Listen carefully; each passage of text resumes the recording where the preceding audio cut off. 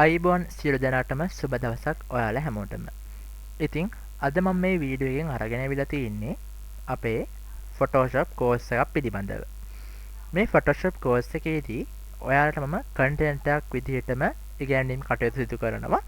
ඉතින් මේ Photoshop සම්පූර්ණ පාඨමාලාවක් මේ Photoshop සම්පූර්ණයෙන්ම ආවරණය වෙන පාඨමාලාවක් කියලා කිව්වත් නිවැරදි. ඉතින් මේ පාඨමාලාව ගැන මම ඔයාලට පොඩි හැඳින්වීමක් කරන්න තමයි මම මේ වීඩියෝ එකෙන් ඔයාලට අරන් ආවේ.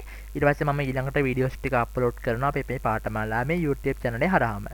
ඉතින් ඔක්කොටම කලින් මුලින්ම මේ DS Creation Graphics YouTube නාලිකාවට ඔයාලව සාදරයෙන් පිළිගන්නවා. එහෙනම් අපි බලමු මේ මොනවද මම මේ කෝස් එකේදී උගන්වන්නේ කියන දේවල් ටික මම ඔයාලට දැන් පැහැදිලි කිරීමක් කරන්නම්. හරි. මුලින්ම මම මොනවද උගන්වන්නේ මේකදී? මම ඔයාලට දැන් මේ කෝස් එකේදී Adobe Photoshop Basic to Advanced Full Photoshop course එකක් කරනවා. මුලින් ඉඳලා සරලව තේරෙන විදිහට මම ඔයාලට මේ Photoshop කෝස් එක උගන්වගෙන යනවා.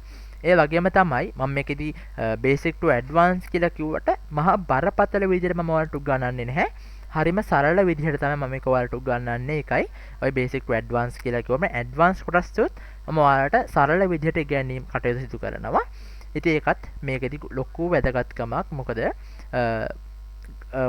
නොතේරෙන කෙනෙකුට මේ software එක දැකලවත් නැති කෙනෙකුට උනත් ඔයාලට Photoshop ඉගෙන ගැනීමේ හැකියාවක් තියෙනවා. ඒ වගේම තමයි මම මේකේ course content එක ගැන කිව්වා. මේ course එකේ content එක ගැන මම ඔයාලට පැහැදිලි කිරීමක් කරොත් අපි පළමු පාඩම විදිහට හැඳින්වීම සහ මූලික කරුණු යන කොටස් ටික මම ආවරණය කරනවා. ඒක යටදී මම Photoshop එකේ interface එක, tools ගැන, layers ගැන, නේද? file types ගැන ඔයාලට මම මූලික අවබෝධයක් ලබා දෙනවා. දැන් මුලින්ම Photoshop එක අපි ගත්තට පස්සේ අපිට ඩිසයින් කරන්න බැහැනේ නේද? Photoshop ගත්තා අපි ඒක ගැන ඉගෙනගෙන ඉන්න එපා. එතකොට ඔක්කොටම කලින් මුලින්ම මේක ගැන පොඩි හැඳින්වීමක් කරනවා. ඒකෙදි සාමාන්‍ය තරමකට අපි ඉගැන්වීමක් සිදු කරනවා. නමුත් ඒකෙදි ලොකුවට ආවරණය වෙන්නේ නැහැ. මොකද අර work space එක customizing ගැන තමයි අපි එතනදී කතා කිරීමක් කරන්නේ. තා tools තියෙනවා, මේවා තියෙනවා කියලා කිව්වට අපි එතනදී ඉගැන්වීමක් කටයුතු සිදු කිරීමක් සිදු වෙන්නේ නැහැ. ඊට පස්සේ දෙවන වීඩියෝ එකේදී layers සහ layer management ගැන කතා කරනවා. layers සහ layer management ගැන කතා කරනවා. එතනදී layer style එකක් කොහොමද හදාගන්නේ, adjustments layers සහ masking ගැන කතා කරනවා. layer styles ගැන කතා කරනවා, adjustments layers කතා කරනවා සහ masking ගැන කතා කරනවා. ඊට පස්සේ කතා කරනවා selection tools සහ editing යන මාතෘකාව.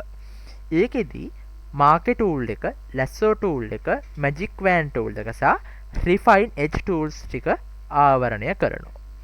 ඊළඟට color correction and image enhancements කියන කොටස හතරවෙනි පාඩම යටදී අපි ආවරණය කරනවා. ඒකෙදි brightness, contrast, levels, curves, color balance වගේ දේවල් අපි එතනදී ආවරණය කිරීමක් සිදු කරනවා.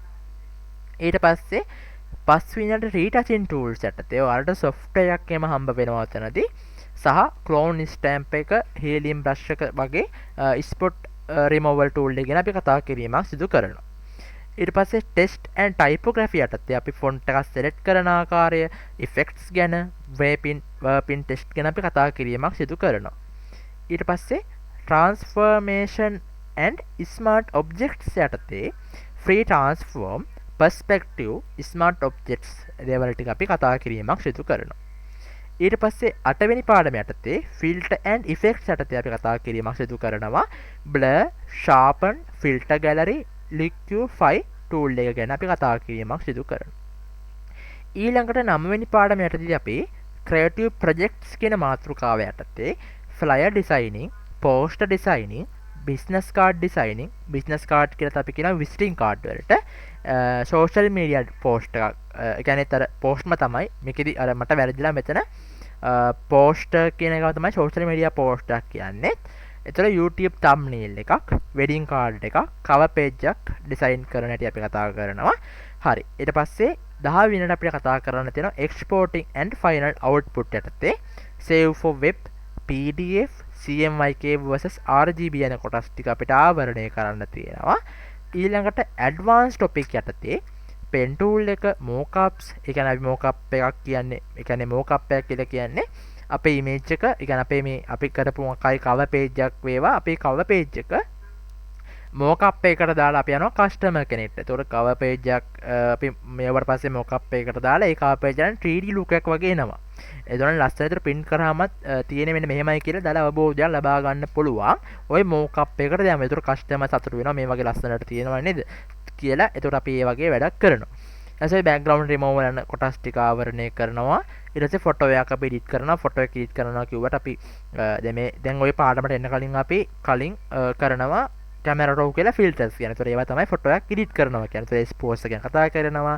ඒ දේවල් ටික කතා කරනවා. දැන් ওই ෆොටෝ එඩිටින් යටතේ මම ඔතනට දාලා තියෙන්නේ බෑග්ග්‍රවුන්ඩ් එකක් රිමූව් කරන හැටි කතා කරනවා කලින්. ඊට කලින් කතා කරනවා බෑග්ග්‍රවුන්ඩ් එක රිමූව් කරන හැටි. ඕකෙදී බෑග්ග්‍රවුන්ඩ් එක රිමූව් කරලා ඒකට බෑග්ග්‍රවුන්ඩ් එක චේන්ජ් කරගන්න ආකාරය තමයි මම ඔතනදී කතා කිරීමක් සිදු කරන්නේ. හරි. ඊට පස්සේ මේ පාඨමාලාව වැදගත් වෙන්නේ. එහෙම නැත්නම් විශේෂ වෙන්නේ ඇයි කියලා මම ඔයාලට කිව්වොත් YouTube එක හරහා එහෙම නැත්නම් මේ DS Creation Graphics YouTube නාලිකාව හරහා ඔයාලට ඕනෑම කෙනෙකුට ඉගෙන ගැනීමේ හැකියාවක් තියෙනවා. ඒ වගේම සම්පූර්ණයෙන්ම නොමිලේ පැවැත්වෙන පාඨමාලාවක් කියලත් අනිවාර්යයෙන්ම කියන්න ඕනේ. ඒ වගේම මේ පාඨමාලාව කිසිම දැනුමක් නොමැති කෙනෙකුටත් පහසුවෙන්ම තේරුම් ගැනීමට හැකිවන පරිදි මම සකසනවා. ඒ වගේම මුල් සිට සරලව Photoshop ඉගැන්වීමද මම සිදු කරනවා. එහෙනම්